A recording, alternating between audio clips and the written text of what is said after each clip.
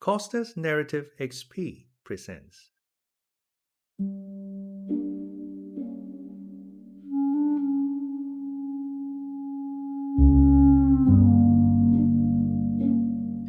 The Murder of Roger Ackroyd by Agatha Christie.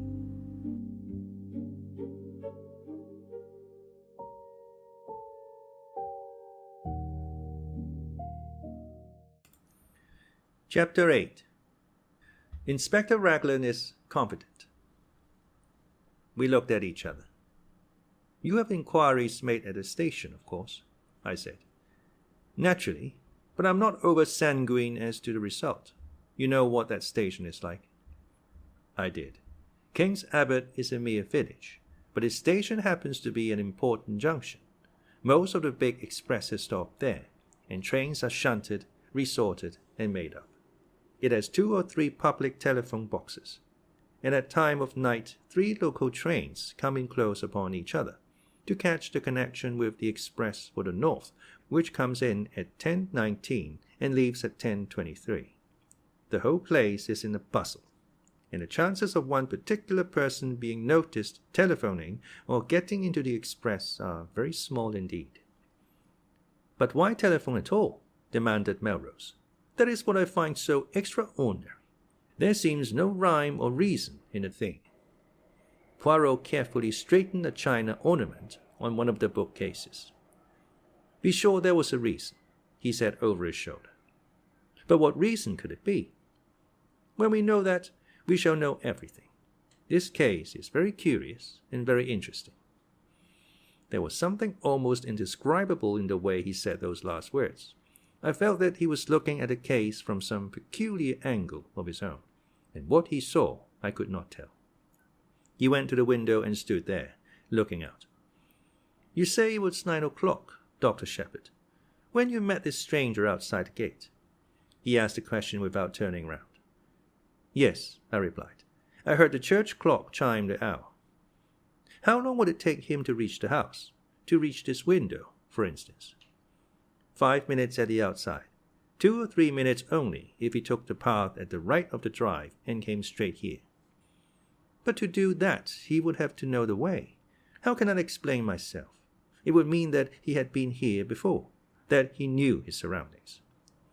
"That is true," replied Colonel Melrose. "We could find out, doubtless, if Mr. Ackroyd had received any strangers during the past week. Young Raymond could tell us that," I said. "Or Parker," suggested Colonel Melrose. "Ou tous les deux," suggested Poirot, smiling. Colonel Melrose went in search of Raymond, and I rang the bell once more for Parker. Colonel Melrose returned almost immediately, accompanied by the young secretary, whom he introduced to Poirot. Geoffrey Raymond was fresh and debonair as ever. He seemed surprised and delighted to make Poirot's acquaintance. "No idea you'd been living among us incognito, Monsieur Poirot," he said. "It will be a great privilege to watch you at work. Hello, what's this?" Poirot had been standing just to the left of the door. Now he moved aside suddenly, and I saw that while my back was turned, he must have swiftly drawn out the armchair till it stood in a position Parker had indicated. "Want me to sit in the chair while she take a blood test?" asked Raymond good-humoredly. "What's the idea?" "Monsieur Raymond, this chair was pulled out, so, last night, when Mr. Ackroyd was found killed, someone moved it back again into place. Did you do so?" The secretary's reply came without a second's hesitation. "No, indeed I didn't. I don't even remember that it was in that position, but it must have been if you say so. Anyway, somebody else must have moved it back to its proper place. Have they destroyed a clue in doing so? Too bad." "It is of no consequence," said the detective. "Of no consequence whatever. What I really want to ask you is this, Monsieur Raymond. Did any stranger come to see Mr. Ackroyd during this past week?" The secretary reflected for a minute or two, knitting his brows, and during the pause Parker appeared in answer to the bell. "No," said Raymond at last. "I can't remember anyone. Can you, Parker?" "I beg your pardon, sir." "Any stranger coming to see Mr. Ackroyd this week?" The butler reflected for a minute or two. "There was the young man who came on Wednesday, sir," he said at last. "From Curtis and Trout. I understood he was." Raymond moved this aside with an impatient hand. "Oh, yes, I remember. But that is not the kind of stranger this gentleman means." He turned to Poirot. "Mr. Ackroyd has some idea of purchasing a dictaphone," he explained. "It would have enabled us to get through a lot more work in a limited time. The firm in question sent down their representative, but nothing came of it. Mr. Ackroyd did not make up his mind to purchase." Poirot turned to the butler. "Can you describe this young man to me, my good Parker?" "He was fair-haired, sir, in short, very neatly dressed in a blue serge suit, a very presentable young man, sir, for his station in life." Poirot turned to me. "The man you met outside the gate, Doctor, was tall, was he not?" "Yes," I said. "Somewhere about 6 feet, I should say." "There is nothing in that, then," declared the Belgian. "I thank you, Parker." The butler spoke to Raymond. "Mr. Hammond has just arrived, sir," he said. "He is anxious to know if he can be of any service, and he would be glad to have a word with you." "I'll come at once," said the young man. He hurried out. Poirot looked inquiringly at the chief constable. "The family solicitor, Monsieur Poirot," said the latter. "It is a busy time for this young Monsieur Raymond," murmured Monsieur Poirot. "He has the air efficient, that one." I believe Mr. Ackroyd considered him a most able secretary. "He has been here how long?" "Just on 2 years, I fancy." "His duties he fulfills punctiliously. Of that I am sure. In what manner does he amuse himself? Does he go in for le sport?" "Private secretaries haven't much time for that sort of thing," said Colonel Melrose, smiling. "Raymond plays golf, I believe, and tennis in the summer time." "He does not attend the courses. I should say the running of the horses." "Race meetings? No, I don't think he's interested in racing." Poirot nodded and seemed to lose interest. He glanced slowly round the study. "I have seen, I think, all that there is to be seen here." I, too, looked round. "If those walls could speak," I murmured. Poirot shook his head. "The tongue is not enough," he said. "They would have to have also eyes and ears. But do not be too sure that these dead things," he touched the top of the bookcase as he spoke, "are always dumb. To me they speak sometimes. Chairs, tables, they have their message." He turned away towards the door. "What message?" I cried. "What have they said to you today?" He looked over his shoulder and raised one eyebrow quizzically. "An open window," he said. "A locked door. A chair that apparently moved itself. To all three, I say, why? And I have no answer." He shook his head, puffed out his chest, and stood blinking at us. He looked ridiculously full of his own importance. It crossed my mind to wonder whether he was really any good as a detective. Had his big reputation been built up on a series of lucky chances? I think the same thought must have occurred to Colonel Melrose, for he frowned. "Anything more you want to see, Monsieur Poirot?" he inquired brusquely. "You would perhaps be so kind as to show me the silver table from which the weapon was taken. After that, I will trespass on your kindness no longer." We went to the drawing-room, but on the way the constable waylaid the colonel, and after a muttered conversation, the latter excused himself and left us together. I showed Poirot the silver table, and after raising the lid once or twice and letting it fall, he pushed open the window and stepped up on the terrace. I followed him. Inspector Raglan had just turned a corner of the house and was coming towards us. His face looked grim and satisfied. "So there you are, Mr. Poirot," he said. "Well, this isn't going to be much of a case. I'm sorry to. A nice enough young fellow gone wrong." Poirot's face fell, and he spoke very mildly. "I'm afraid I shall not be able to be of much aid to you, then." "Next time, perhaps," said the inspector soothingly. "Though we don't have murders every day in this quiet little corner of the world." Poirot's gaze took on an admiring quality. "You have been of a marvelous promptness," he observed. "How exactly did you go to work, if I may ask?" "Certainly," said the inspector. "To begin with, method. That's what I always say. Method." "Ah," cried the other. "That, too, is my watchword. Method, order, and the little grey cells." "The cells?" said the inspector, staring. "The little grey cells of the brain," explained the Belgian. "Oh, of course. Well, we all use them, I suppose." "In a greater or lesser degree," murmured Poirot. "And there are, too, differences in quality. Then there is the psychology of a crime. One must study that." "Ah," said the inspector, "you've been bitten with all this psychoanalysis stuff.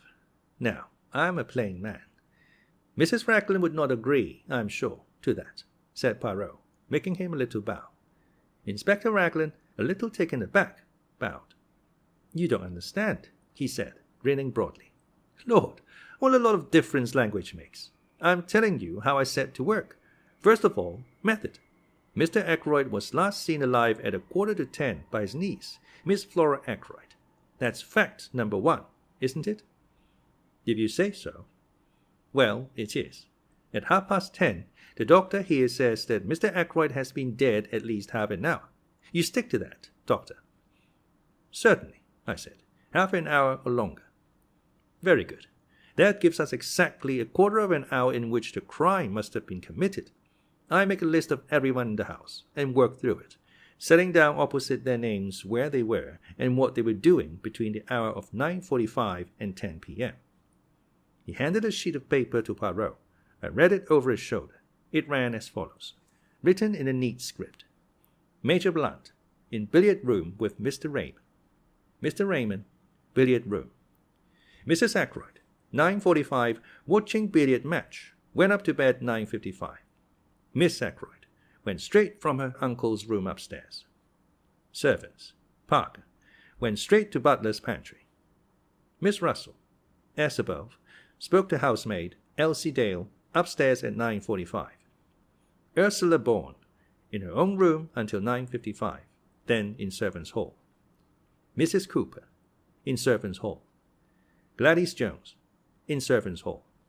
Elsie Dale upstairs in bedroom, seen there by Miss Russell and Miss Flora Ackroyd. Mary Thripp, servants' hall.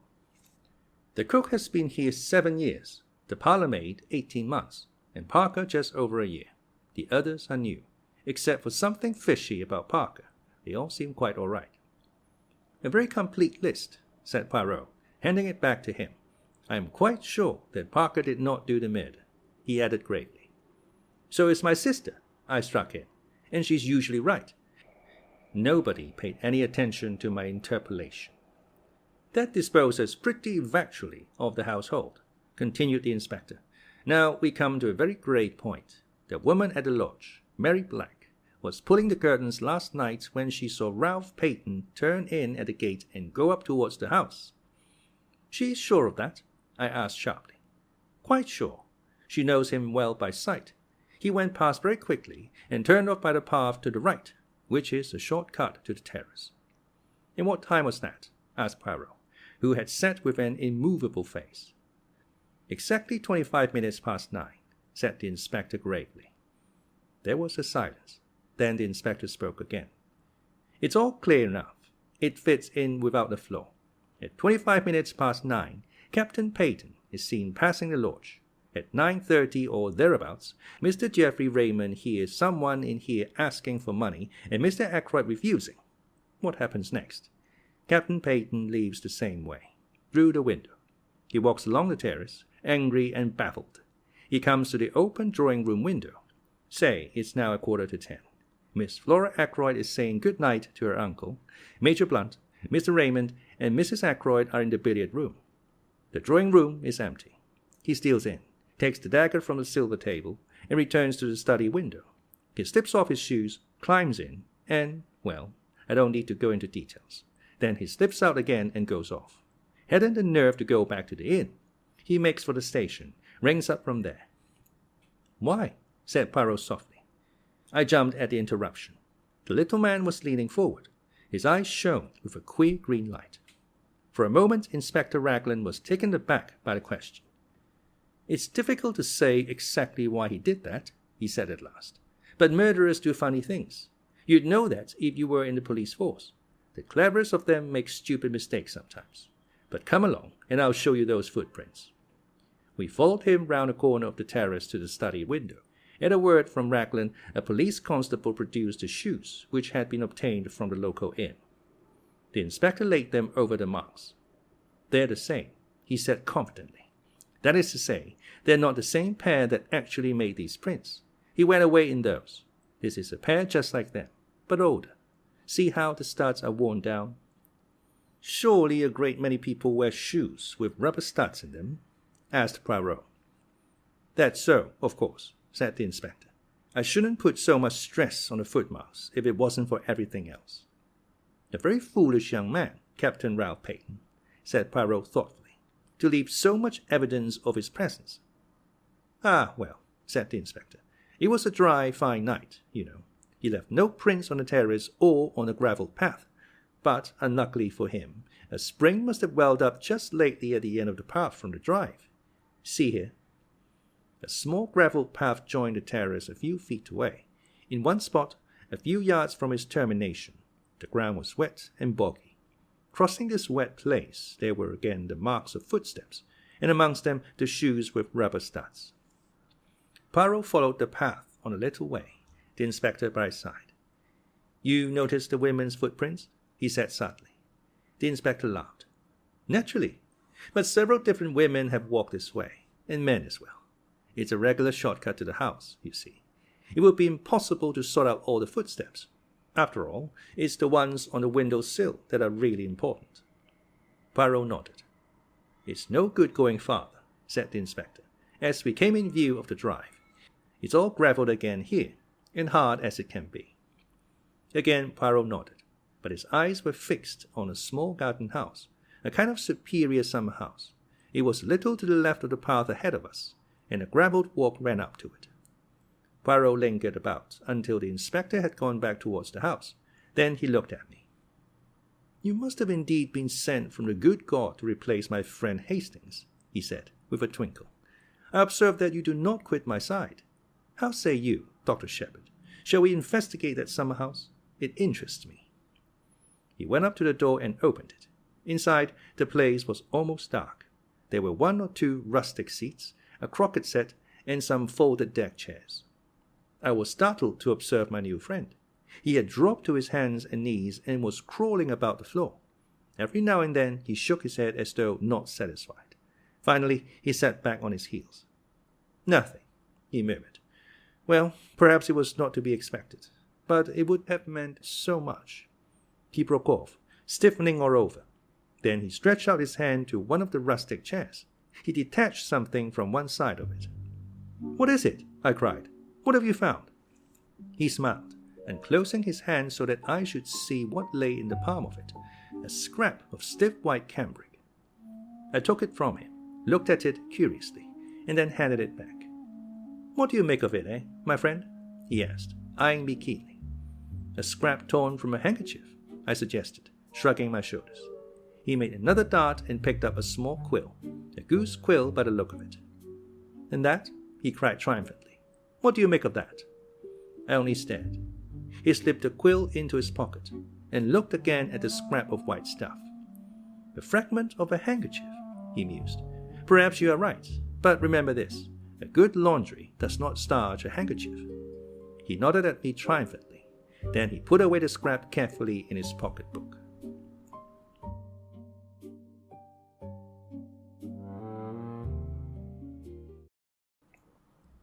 Chapter 9. The Goldfish Pond. We walked back to the house together. There was no sign of the inspector.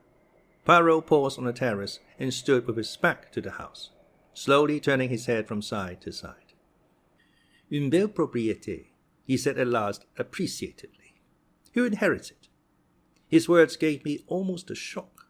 It is an odd thing, but until that moment the question of inheritance had never come into my head. Poirot watched me keenly. "It is a new idea to you, that," he said at last. "You had not thought of it before, eh?" "No," I said truthfully. "I wish I had." He looked at me again curiously. "I wonder just what you mean by that," he said thoughtfully. "Ah, no." As I was about to speak, "Inutile. You would not tell me your real thoughts." "Everyone has something to hide," I quoted, smiling. "Exactly. You still believe that?" more than ever, my friend. But it is not easy to hide things from Hercule Poirot. He has a knack of finding out. He descended the steps of the Dutch garden as he spoke. Let us walk a little, he said over his shoulder. The air is pleasant today. I followed him. He led me down a path to the left enclosed in yew hedges. A walk led down the middle, bordered each side with formed flower beds, and at the end was a round paved recess with a seat and a pond of goldfish. Instead of pursuing the path to the end, Poirot took another, which wound up the side of a wooded slope. In one spot the trees had been cleared away, and a seat had been put. Sitting there, one had a splendid view over the countryside, and one looked right down on the paved recess and the goldfish pond. England is very beautiful, said Poirot, his eyes straying over the prospect. Then he smiled. And so are English girls, he said in a lower tone. Hush, my friend, and look at the pretty picture below us. It was then that I saw Flora. She was moving along the path we had just left, and she was humming a little snatch of song. Her step was more dancing than walking, and in spite of her black dress, there was nothing but joy in her whole attitude. She gave a sudden pirouette on her toes, and her black draperies swung out. At the same time, she flung her head back and laughed outright. As she did so, a man stepped out from the trees. It was Hector Blunt. The girl started. Her expression changed a little. How you startled me! I didn't see you. Blunt said nothing, but stood looking at her for a minute or two in silence. What I like about you, said Flora, with a touch of malice, is your cheery conversation. I fancy that at that Blunt reddened under his tan. His voice, when he spoke, sounded different. He had a curious sort of humility in it. Never was much of a fellow for talking, not even when I was young. That was a very long time ago, I suppose, said Flora gravely. I caught the undercurrent of laughter in her voice, but I don't think Blunt did. Yes, he said simply, it was. How does it feel to be Methuselah? Asked Flora. This time the laughter was more apparent, but Blunt was following out an idea of his own. Remember the Johnny who sold his soul to the devil in return for being made young again? That's an opera about it. Faust, you mean? That's the beggar. Rum story. Some of us would do it if we could. Anyone would think you were creaking at the joints to hear you talk, cried Flora, half vexed, half amused. Blunt said nothing for a minute or two. Then he looked away from Flora into the middle distance and observed to an adjacent tree trunk that it was about time he got back to Africa. Are you going to another expedition, shooting things? Expect so. Usually do, you know. Shoot things, I mean. You shot that head in the hole, didn't you? Blunt nodded. Then he jerked out, going rather red, as he did so.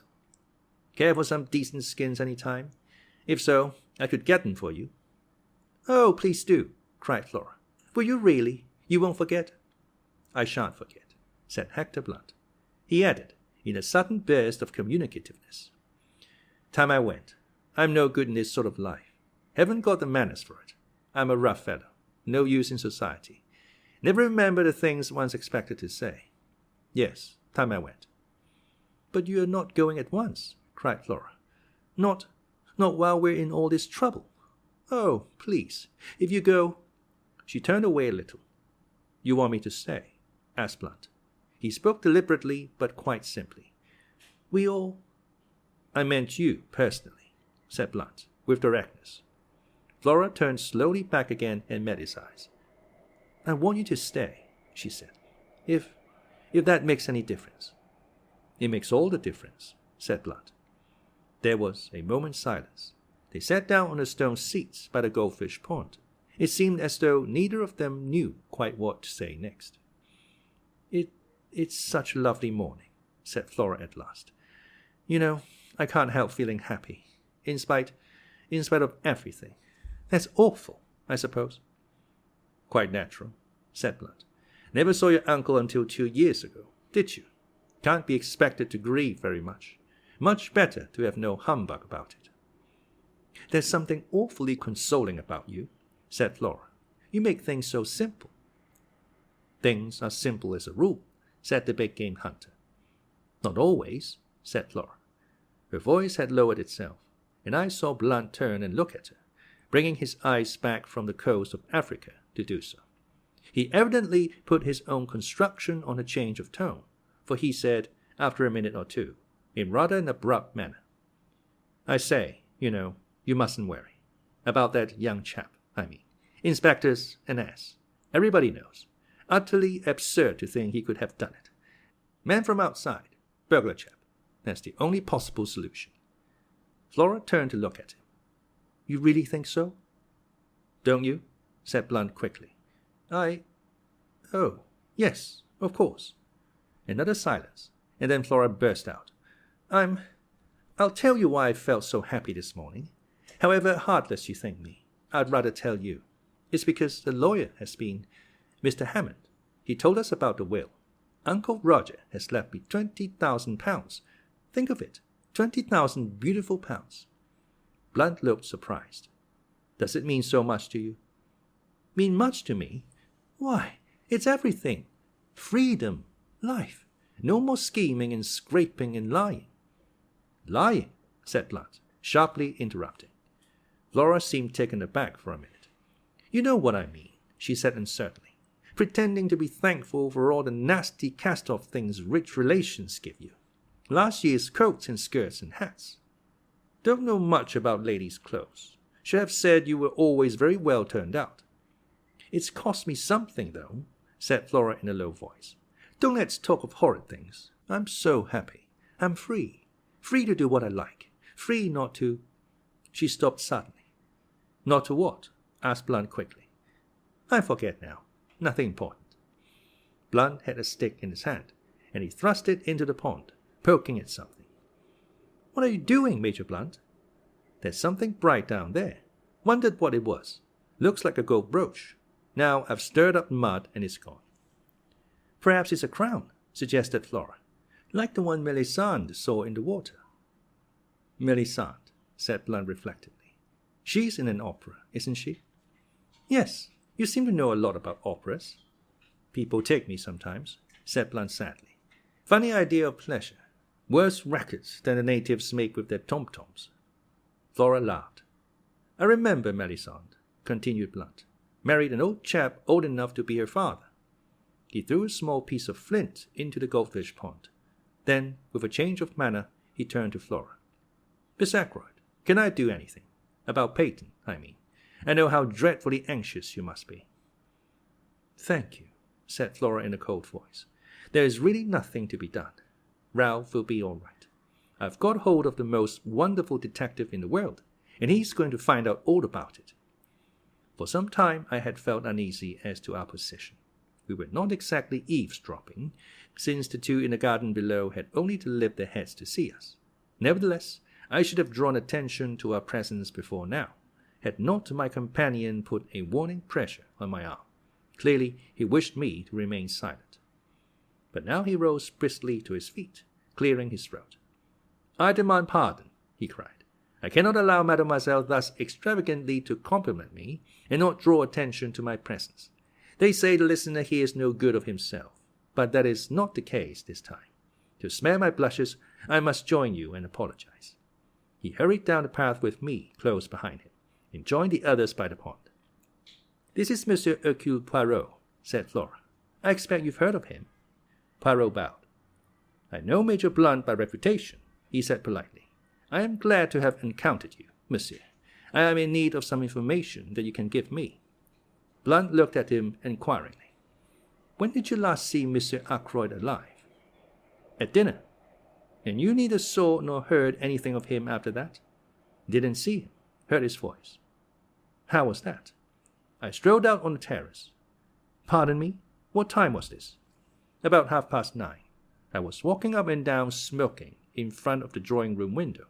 I heard Ackroyd talking in his study." Poirot stooped and removed a microscopic weed.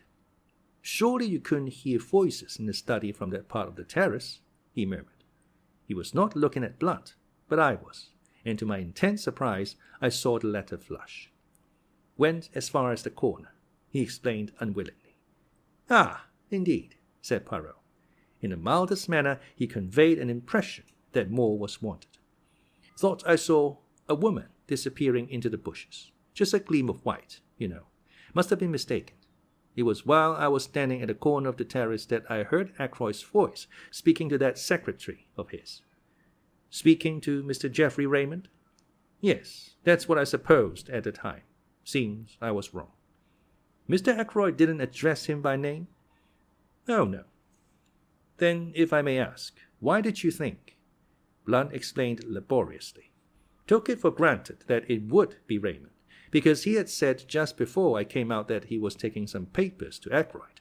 Never thought of it being anybody else. Can you remember what the words you heard were? Afraid I can't. Something quite ordinary and unimportant. Only caught a scrap of it. I was thinking of something else at the time. It is of no importance, murmured Poirot. Did you move a chair back against the wall when you went into the study after the body was discovered? Chair? No. Why should I? Poirot shrugged his shoulders, but did not answer. He turned to Flora. There is one thing I should like to know from you, mademoiselle.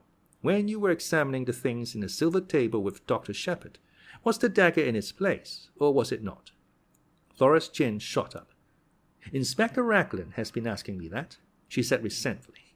I've told him, and I'll tell you. I'm perfectly certain the dagger was not there. He thinks it was, and that Ralph sneaked it later in the evening. And he doesn't believe me. He thinks I'm saying it to shield Ralph. And aren't you? I asked gravely. Flora stamped her foot. You too, Dr. Sheppard? Oh, it's too bad.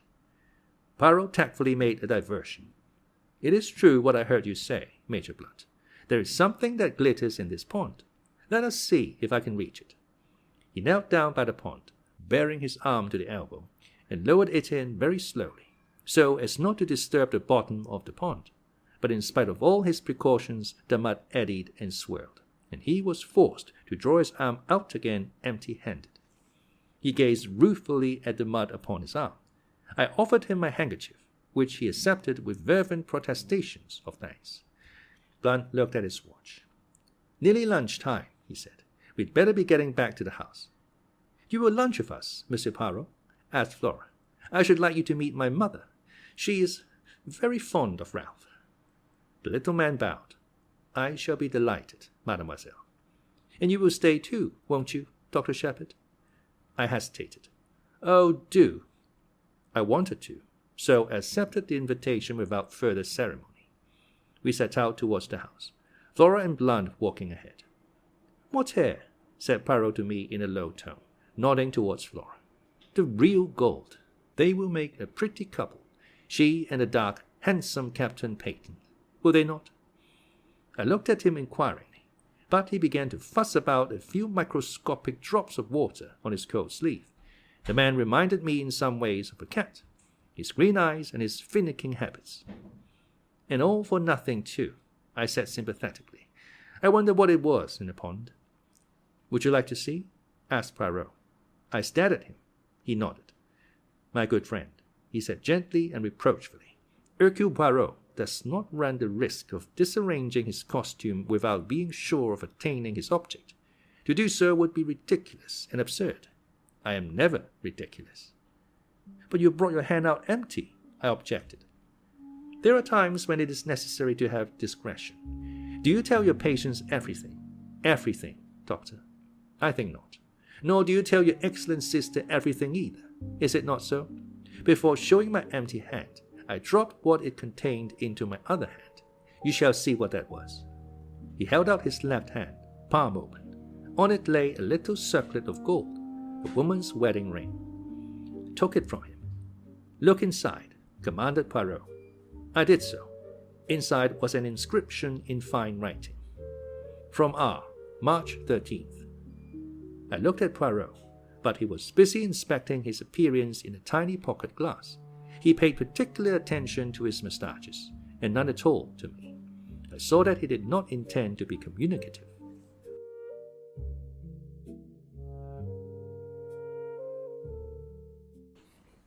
Chapter 10. The Parlormaid. We found Mrs. Ackroyd in the hall. With her was a small dried-up little man, with an aggressive chin and sharp grey eyes, and lawyer written all over him. "Mr. Hammond is staying to lunch with us," said Mrs. Ackroyd. "You know Major Blunt, Mr. Hammond, and dear Dr. Sheppard, also a close friend of poor Roger's. And let me see." She paused, surveying Hercule Poirot in some perplexity. "This is Monsieur Poirot, mother," said Flora. "I told you about him this morning." "Oh, yes," said Mrs. Ackroyd vaguely. "Of course, my dear, of course. He is to find Ralph, is he not?" "He is to find out who killed Uncle," said Flora. "Oh, my dear," cried her mother. "Please, my poor nurse. I am a wreck this morning, a positive wreck. Such a dreadful thing to happen. I can't help feeling that it must have been an accident of some kind. Roger was so fond of handling queer curios. His hand must have slipped, or something." This theory was received in polite silence. I saw Poirot edge up to the lawyer and speak to him in a confidential undertone. They moved aside into the embrasure of the window. I joined them, then hesitated. "Perhaps I am intruding," I said. "Not at all," cried Poirot heartily. "You and I, Monsieur le Docteur, we investigate this affair side by side. Without you, I should be lost. I desire a little information from the good Mr. Hammond." "You are acting on behalf of Captain Ralph Peyton, I understand," said the lawyer cautiously. Poirot shook his head. "Not so. I am acting in the interests of justice. Miss Ackroyd has asked me to investigate the death of her uncle." Mr. Hammond seemed slightly taken aback. "I cannot seriously believe that Captain Peyton can be concerned in this crime," he said, "however strong the circumstantial evidence against him may be. The mere fact that he was hard-pressed for money—" "Was he hard-pressed for money?" interpolated Poirot quickly. The lawyer shrugged his shoulders. "It was a chronic condition with Ralph Peyton," he said dryly. "Money went through his hands like water. He was always applying to his stepfather." "Had he done so of late? During the last year, for instance?" "I cannot say. Mr. Ackroyd did not mention the fact to me." "I comprehend. Mr. Hammond, I take it that you are acquainted with the provisions of Mr. Ackroyd's will?" "Certainly. That is my principal business here today." "Then, seeing that I am acting for Miss Ackroyd, you will not object to telling me the terms of that will?" "They are quite simple, shorn of legal phraseology, and after paying certain legacies and bequests—" "Such as?" interrupted Poirot. Mr. Hammond seemed a little surprised. £1,000 to his housekeeper, Miss Russell, £50 to the cook, Emma Cooper, £500 to his secretary, Mr. Geoffrey Raymond, then to various hospitals. Poirot held up his hand. "Ah, the charitable bequests. They interest me not." "Quite so. The income on £10,000 worth of shares to be paid to Mrs. Cecil Ackroyd during her lifetime. Miss Flora Ackroyd inherits £20,000 outright. The residue, including this property, and the shares in Ackroyd and Son, to his adopted son, Ralph Peyton." "Mr. Ackroyd possessed a large fortune." "A very large fortune. Captain Peyton will be an exceedingly wealthy young man." There was a silence. Poirot and the lawyer looked at each other. "Mr. Hammond," came Mrs. Ackroyd's voice plaintively from the fireplace.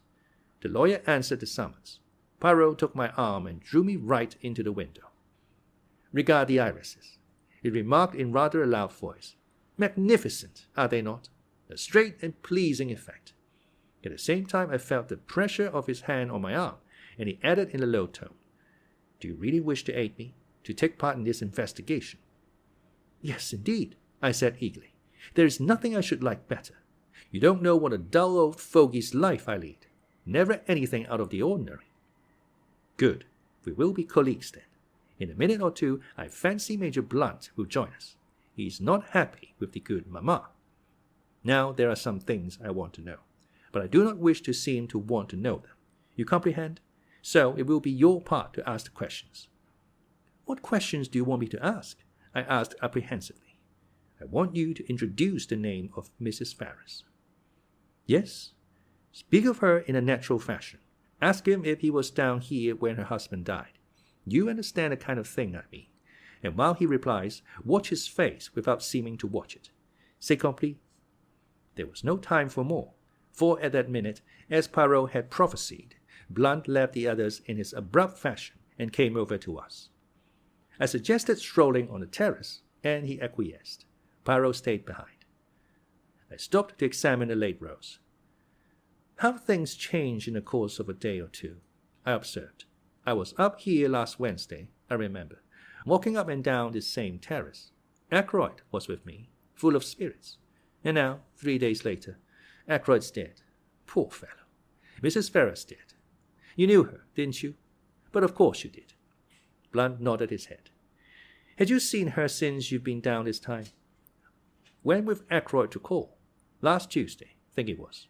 Fascinating woman, but something queer about her. Deep. One would never know what she was up to." I looked into his steady grey eyes. "Nothing there, surely." I went on. "I suppose you'd met her before?" "Last time I was here. She and her husband had just come here to live." He paused a minute and then added, "Rum thing. She had changed a lot between then and now." "How? Changed?" I asked. "Looked 10 years older." "Were you down here when her husband died?" I asked, trying to make the question sound as casual as possible. "No. From all I heard, it would be a good riddance. Uncharitable, perhaps, but the truth." I agreed. "Ashley Ferrars was by no means a pattern husband," I said cautiously. "Blackguard, I thought," said Blunt. "No," I said. "Only a man with more money than was good for him." "Oh, money. All the troubles in the world can be put down to money, or the lack of it." "Which has been your particular trouble?" I asked. "I've enough for what I want. I'm one of the lucky ones." "Indeed." "I'm not too flush just now, as a matter of fact. Came into a legacy a year ago, and like a fool let myself be persuaded into putting it into some wildcat scheme." I sympathized and narrated my own similar trouble. Then the gong pealed out, and we all went in to lunch. Poirot drew me back a little. "Eh, bien?" "He's all right," I said. "I'm sure of it." "Nothing disturbing?" "He had a legacy just a year ago," I said. "But why not? Why shouldn't he? I'll swear the man is perfectly square and above board." Without doubt," said Poirot soothingly. "Do not upset yourself." He spoke as though to a fractious child. We all trooped into the dining room. It seemed incredible that less than 24 hours had passed since I last sat at that table. Afterwards, Mrs. Ackroyd took me aside and sat down with me on a sofa. "I can't help feeling a little hurt," she murmured, producing a handkerchief of the kind obviously not meant to be cried into. "Hurt, I mean, by Roger's lack of confidence in me. That £20,000 ought to have been left to me, not to Flora. A mother could be trusted to safeguard the interests of her child. A lack of trust, I call it." "You forget, Mrs. Ackroyd," I said. "Flora was Ackroyd's own niece, a blood relation. It would have been different had you been his sister instead of his sister-in-law." "As poor Cecil's widow, I think my feelings ought to have been considered," said the lady, touching her eyelashes gingerly with the handkerchief. "But Roger was always most peculiar, not to say mean, about money matters. It has been a most difficult position for both Flora and myself. He did not even give the poor child an allowance. He would pay her bills, you know, and even that with a good deal of reluctance in asking what she wanted all those furloughs for, so like a man. But, now I've forgotten what it was I was going to say. Oh yes, not a penny we could call our own, you know. Flora resented it. Yes, I must say she resented it, very strongly. Though devoted to her uncle, of course. But any girl would have resented it. Yes, I must say Roger had very strange ideas about money. He wouldn't even buy new face towels, though I told him the old ones were in holes. And then, proceeded Mrs. Ackroyd, with a sudden leap highly characteristic of her conversation, to leave all that money, £1,000, fancy, £1,000, to that woman. What woman? That Russell woman. Something very queer about her, and so I've always said. But Roger wouldn't hear a word against her. Said she was a woman of great force of character, and that he admired and respected her. He was always going on about her rectitude and independence and moral worth. I think there's something fishy about her. She was certainly doing her best to marry Roger, but I soon put a stop to that. She's always hated me. Naturally, I saw through her. I began to wonder if there was any chance of stemming Mrs. Ackroyd's eloquence and getting away. Mr. Hammond provided the necessary diversion by coming up to say goodbye. I seized my chance and rose also. "About the inquest," I said.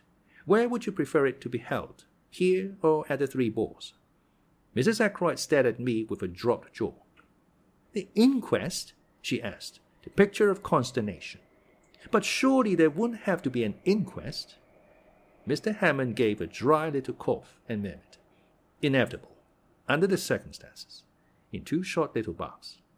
"But surely Dr. Sheppard can arrange—" "There are limits to my powers of arrangement," I said dryly. "If his death was an accident—" "He was murdered, Mrs. Ackroyd," I said brutally. She gave a little cry. No theory of accident will hold water for a minute. Mrs. Ackroyd looked at me in distress. I had no patience with what I thought was her silly fear of unpleasantness. "If there's an inquest, I shan't have to answer questions and all that, shall I?" she asked. "I don't know what will be necessary," I answered. "I imagine Mr. Raymond will take the brunt of it off you. He knows all the circumstances, and can give formal evidence of identification." The lawyer assented with a little bow. "I really don't think there is anything to dread, Mrs. Ackroyd," he said. "You will be spared all unpleasantness. Now, as to the question of money, have you all you need for the present? I mean," he added, as she looked at him inquiringly, "ready money. Cash, you know. If not, I can arrange to let you have whatever you require." "That ought to be all right," said Raymond, who was standing by. "Mr. Ackroyd cashed a cheque for £100 yesterday." £100? "Yes, for wages and other expenses due today. At the moment, it is still intact." "Where is this money? In his desk?" "No, he always kept his cash in his bedroom, in an old collar box, to be accurate. Funny idea, wasn't it?" "I think," said the lawyer, "we ought to make sure the money is there before I leave." "Certainly," agreed the secretary. "I'll take you up now. Oh, I forgot. The door's locked." The inquiry from Parker elicited the information that Inspector Raglan was in the housekeeper's room, asking a few supplementary questions. A few minutes later, the inspector joined the party in the hall, bringing the key with him. He unlocked the door, and we passed into the lobby and up the small staircase. At the top of the stairs, the door into Ackroyd's bedroom stood open. Inside the room, it was dark. The curtains were drawn, and the bed was turned down just as it had been last night. The inspector drew the curtains, letting in the sunlight, and Geoffrey Raymond went to the top drawer of the rosewood bureau. "He kept his money like that, in an unlocked drawer. Just fancy," commented the inspector. The secretary flushed a little. "Mr. Ackroyd had perfect faith in the honesty of all the servants," he said hotly. "Oh, quite so," said the inspector hastily. Raymond opened the drawer, took out a round leather collar box from the back of it, and opening it, drew out a thick wallet. "Here is the money," he said, taking out a fat roll of notes. "You will find 100 intact. I know, for Mr. Ackroyd put it in a collar box in my presence last night when he was dressing for dinner, and of course it has not been touched since." Mr. Hammond took the roll from him and counted it. He looked up sharply. £100, you said, but there is only 60 here." Raymond stared at him. "Impossible!" he cried, springing forward. Taking the notes from the other's hand, he counted them aloud. Mr. Hammond had been right. The total amounted to £60. "But I can't understand it," cried the secretary, bewildered. Poirot asked a question. "You saw Mr. Ackroyd put this money away last night when he was dressing for dinner? You are sure he had not paid away any of it already?" "I'm sure he hadn't. He even said, 'I don't want to take £100 down to dinner with me. Too bulgy.'" "Then the affair is very simple," remarked Poirot. "Either he paid out that £40 some time last evening, or else it has been stolen." "That's the matter in a nutshell," agreed the inspector. He turned to Mrs. Ackroyd. "Which of the servants would come in here yesterday evening?" "I suppose the housemaid would turn down the bed." "Who is she? What do you know about her?" "She's not been here very long," said Mrs. Ackroyd, "but she's a nice ordinary country girl." "I think we ought to clear this matter up," said the inspector, If Mr. Ackroyd paid that money away himself, it may have a bearing on the mystery of the crime. The other servants all right, as far as you know. Oh, I think so. Not missed anything before? No. None of them leaving, or anything like that. The parlourmaid is leaving. When? She gave notice yesterday, I believe. To you? Oh, no. I have nothing to do with the servants. Miss Russell attends to the household matters. The inspector remained lost in thought for a minute or two. Then he nodded his head and remarked, I think I'd better have a word with Miss Russell, and I'll see the girl Dale as well. Poirot and I accompanied him to the housekeeper's room. Miss Russell received us with her usual sang-froid. Elsie Dale had been at Fernly 5 months. A nice girl, quick at her duties and most respectable. Good references. The last girl in the world to take anything not belonging to her. What about the parlourmaid? She too was a most superior girl, very quiet and ladylike, an excellent worker. Then why is she leaving? Asked the inspector. Miss Russell pursed up her lips. It was none of my doing. I understand Mr. Ackroyd found fault with her yesterday afternoon. It was her duty to do the study, and she disarranged some of the papers on his desk, I believe. He was very annoyed about it, and she gave notice. At least, that is what I understood from her, but perhaps you'd like to see her yourselves. The inspector assented. I had already noticed the girl when she was waiting on us at lunch. A tall girl, with a lot of brown hair rolled tightly away at the back of her neck, and very steady grey eyes. She came in answer to the housekeeper's summons, and stood very straight with those same grey eyes fixed on us. You are Ursula Bourne? Asked the inspector. Yes, sir. I understand you are leaving. Yes, sir. Why is that? I disarranged some papers on Mr. Ackroyd's desk. He was very angry about it, and I said I had better leave. He told me to go as soon as possible. Were you in Mr. Ackroyd's bedroom at all last night, tidying up or anything? No, sir. That is Elsie's work. I never went near that part of the house. I must tell you, my girl, that a large sum of money is missing from Mr. Ackroyd's room. At last I saw her roused. A wave of colour swept over her face. I know nothing about any money. If you think I took it, and that is why Mr. Ackroyd dismissed me, you are wrong. I am not accusing you of taking it, my girl, said the inspector. Don't flare up so. The girl looked at him coldly. You can search my things if you like, she said disdainfully, but you won't find anything. Poirot suddenly interposed. It was yesterday afternoon that Mr. Ackroyd dismissed you, or you dismissed yourself, was it not? He asked. The girl nodded. How long did the interview last? The interview? Yes, the interview between you and Mr. Ackroyd in the study. I don't know. 20 minutes? Half an hour? Something like that? Not longer. Not longer than half an hour, certainly. Thank you, mademoiselle. I looked curiously at him. He was rearranging a few objects on the table, setting them straight with precise fingers. His eyes were shining. That will do, said the inspector. Ursula Bourne disappeared. The inspector turned to Miss Russell. How long has she been here? Have you got a copy of the reference you had with her? Without answering the first question, Miss Russell moved to an adjacent bureau, opened one of the drawers, and took out a handful of letters clipped together with a patent fastener. She selected one and handed it to the inspector. Said he. Reads all right. Mrs. Richard Folliot, Marby Grange, Marby. Who's this woman? Quite good county people, said Miss Russell. Well, said the inspector, handing it back. Let's have a look at the other one, Elsie Dale. Elsie Dale was a big, fair girl, with a pleasant but slightly stupid face.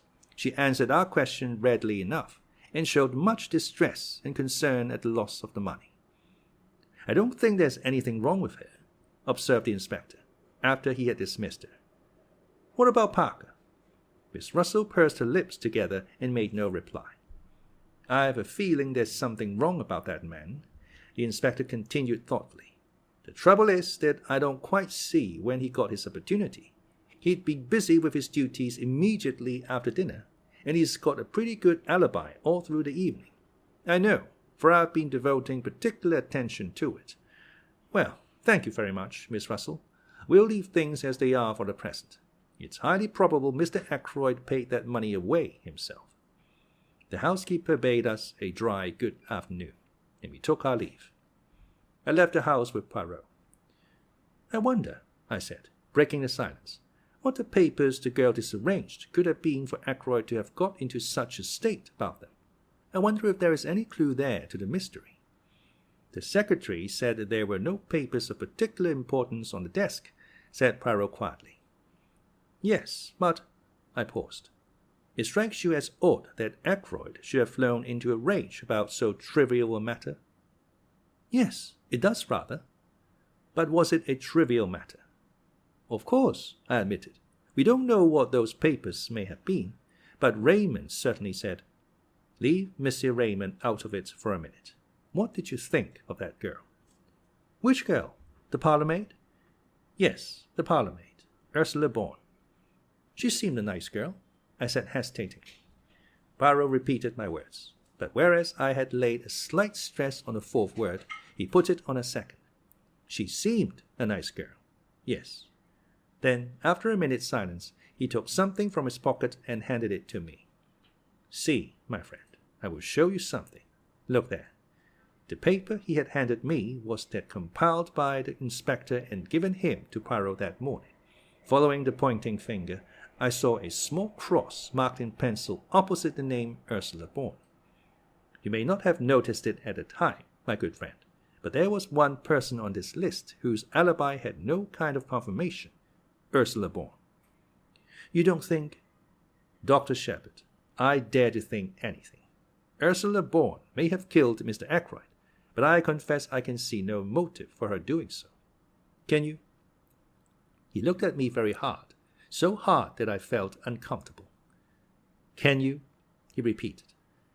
No motive whatsoever, I said firmly. His gaze relaxed. He frowned and murmured to himself. Since the blackmailer was a man, it follows that she cannot be the blackmailer. Then I coughed. As far as that goes, I began doubtfully. He spun round on me. What? What are you going to say? Nothing. Only that, strictly speaking. Mrs. Ferrars in her letter mentioned a person. She didn't actually specify a man, but we took it for granted, Ackroyd and I, that it was a man. Poirot did not seem to be listening to me. He was muttering to himself again. But then it is possible after all. Yes, certainly it is possible. But then, I must rearrange my ideas. Method, order, never have I needed them more. Everything must fit in its appointed place. Otherwise I am on the wrong tack. He broke off and whirled round upon me again. Where is Marby? It's on the other side of Grantchester. How far away? Oh, 14 miles, perhaps. Would it be possible for you to go there tomorrow, say? Tomorrow? Let me see. That's Sunday. Yes, I could arrange it. What do you want me to do there? See this Mrs. Folliot. Find out all you can about Ursula Bourne. Very well, but I don't much care for the job. It is not the time to make difficulties. A man's life may hang on this. Poor Ralph, I said with a sigh. You believe him to be innocent, though. Poirot looked at me very gravely. Do you want to know the truth? Of course. Then you shall have it. My friend, everything points to the assumption that he is guilty. What? I exclaimed. Poirot nodded. Yes, that stupid inspector, for he is stupid, has everything pointing his way. I seek for the truth, and the truth leads me every time to Ralph Peyton. Motive, opportunity, means. But I will leave no stone unturned. I promised Mademoiselle Flora, and she was very sure, that little one, but very sure indeed.